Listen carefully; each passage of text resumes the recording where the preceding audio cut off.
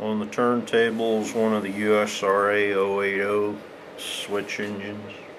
We're going to have two of them, number 92 and 96. These are basically unmodified Walthers 080s.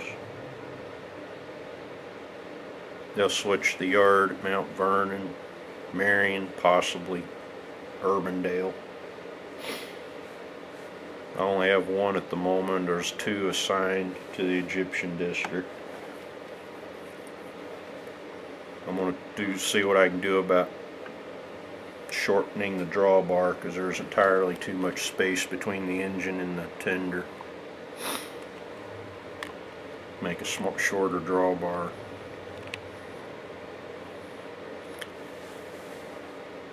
These engines will rarely get out on the main.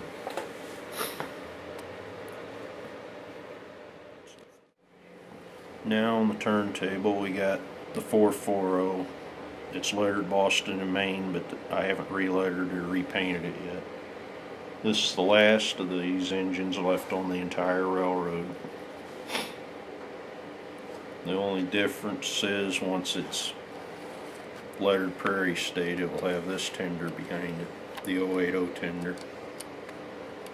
That way I can put a decoder in it. I have a bigger tender, more coal capacity, more water. That'll be the only difference from it being restored back to its original configuration. It's the oldest locomotive on the railroad. It will only be used for special occasions. Be displayed in towns here and there.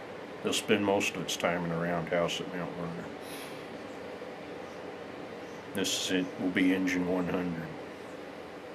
That's it for that. Now we have the 460. This is that new engine from Bachman. This is the only one that's assigned to this district. I'm going to change the couplers, the cab, and possibly change the tender to this Walthers 080 tender.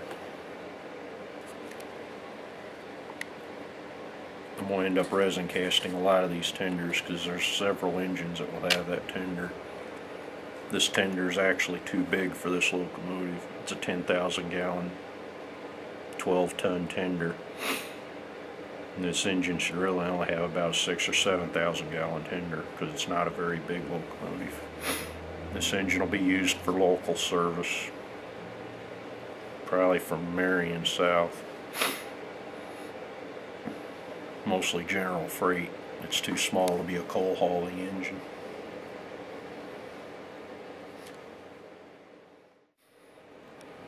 This is a 462. Most railroads called these passenger locomotives Pacifics. On the Prairie State, it's called a Sangamon, named after the Sangamon River up by Springfield. We're down to two of these on the south end of the railroad. These are the only two left on the roster. They'll be backup for passenger trains. They could occasionally be on a freight train. There were railroads that used Pacifics on freight. Atlantic Coastline had 40-something of these that they were strictly freight engines. I'm going to put a different tender behind it. Right now it's got a model power tender, but I want to change the tender to this Kato tender, so it'll have a freestanding ladder, because the ladder on it is fully molded on and it looks like a Lionel toy at the top.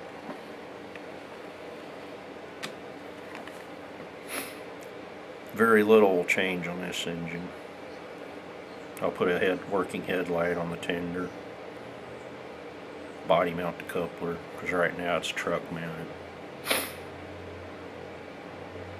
Change the drawbar, pull the tender closer to the engine, install handrails. Being a passenger engine, I'll leave the pilot alone. That's basically it for that.